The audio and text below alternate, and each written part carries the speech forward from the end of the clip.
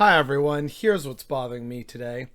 Not enough people are subscribing to Brave New North, a new podcast that is live streamed every Saturday all about Canadian politics. It's hosted by Sean Conway, who himself is a former political candidate, and because of this, he has connections, so he keeps bringing on really fun and interesting guests. You can see people like NDP MP Peter Julian. The Parliamentary Budgetary Officer tells us that by putting in place universal pharmacare, we actually save about $4 billion as a country on the costs that we're already putting into place, in part because we have these for-profit insurance plans, and in part because we have dozens of different drug plans all competing for the same medication.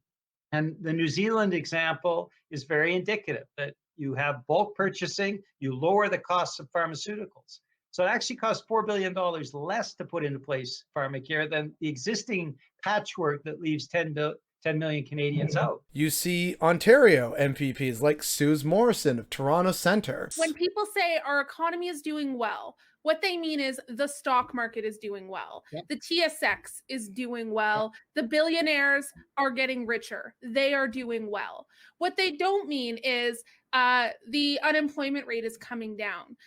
What they don't mean is that the median income across the country is going up.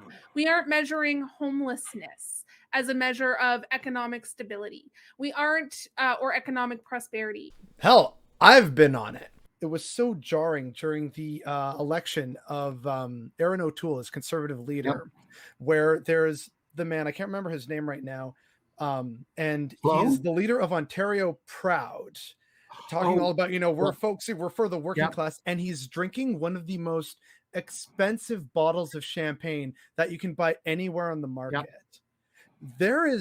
We in general, all of us here and everyone that I work with at my job, we have more in common with the rural working class than we ever will with the ruling class and the political elite. I agree. It's that simple. He also has very well-known and respected Canadian content creators like Christo Aivalis.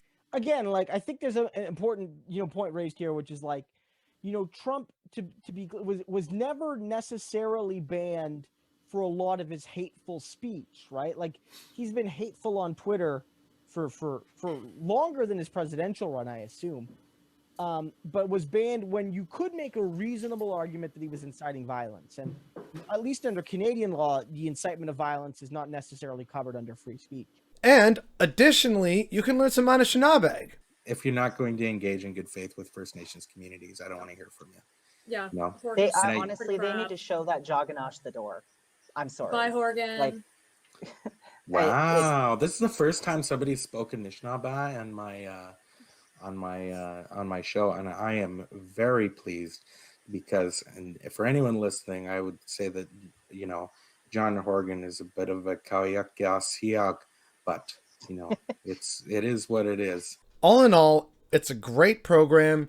He's got great guests who will happily talk about the politics going on in Ontario and in Canada, about anything ranging from pharmacare and how the Liberals voted for or against it, rather, and delving into issues like the jurisdiction argument that some people like to make. It's great content through a leftist lens. He also just has a really decent setup and keeps bringing on a variety of guests from a variety of backgrounds to talk about a variety of subjects, all with, socialism in mind, basically. It's good stuff. So if you're a leftist and in Canada, or if you're a leftist outside of Canada who just wants to learn more about what's going on in this country, it is a great thing to subscribe to. And the fact that many people aren't is definitely what's bothering me today.